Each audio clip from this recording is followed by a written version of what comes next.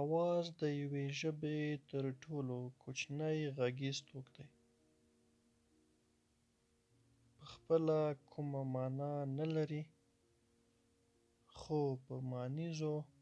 توکونو یعنې ویونو یا لغتونو کې توپیر راولي او مانا یې بدلون مومي. لکه د "آ" آواز چې د "اور" کلیمه د "پ" آواز په بدلون سره پورته اړوي، چې همدا مانیز توپیر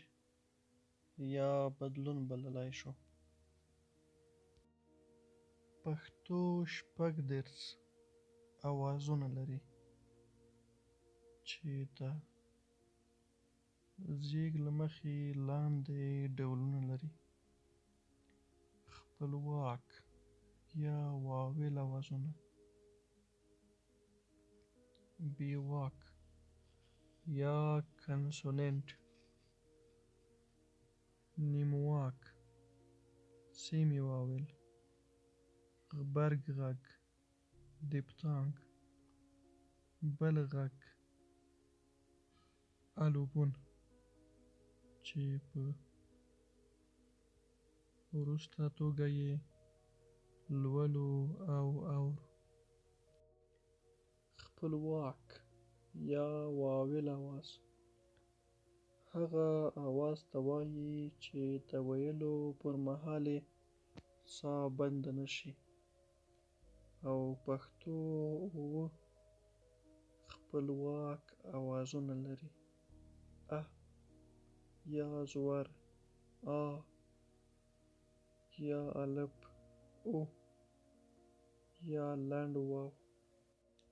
او، او یا اوږد واو، ی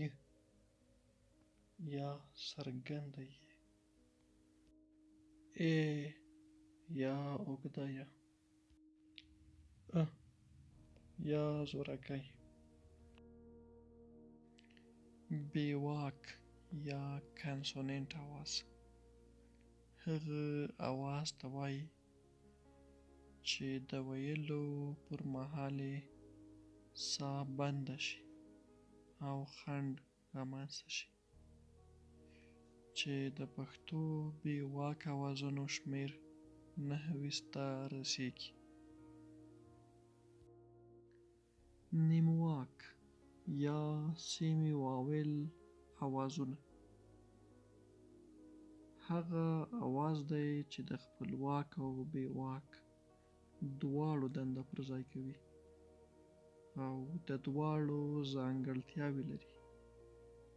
که په یوې څپې کې د حرکت لامل شي، نو د خپلواک بڼه غوره کوي، لکه د "و" نیمواک آواز چې په ګول کې د څپې د خوځښت لامل شوی، او د "و" نیمواک آواز د واویل بڼه غوره کړې، او د "ی"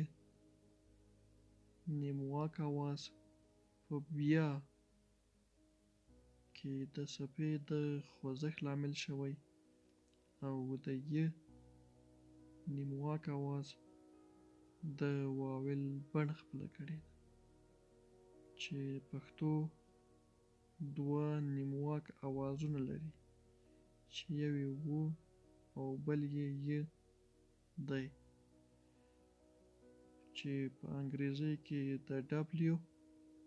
او "y" سره ښودل کېږي، چې د څپو بیلګې یې په ګول او بیا کې راڅرګندېږي. غبرګ غږ یا دیپتانګ هغه آواز دی چې د خپلواک او نیمواک په ملګرتیا منځته راځي او د یوه یوستوي آواز په څېر له خولې راوځي، چې لومړی ټوکې خپلواک او دویم یې نیمواک آواز وي.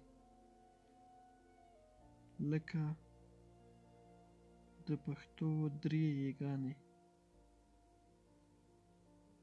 نرمه ی ای، زورکیواله او لکیواله ی ای، او په لو کې هم یو دیپتانګ دی چې د زور او نیمواک واو په ملګرتیا رامنځته شوی دی، چې بیلګې یې په انځور کې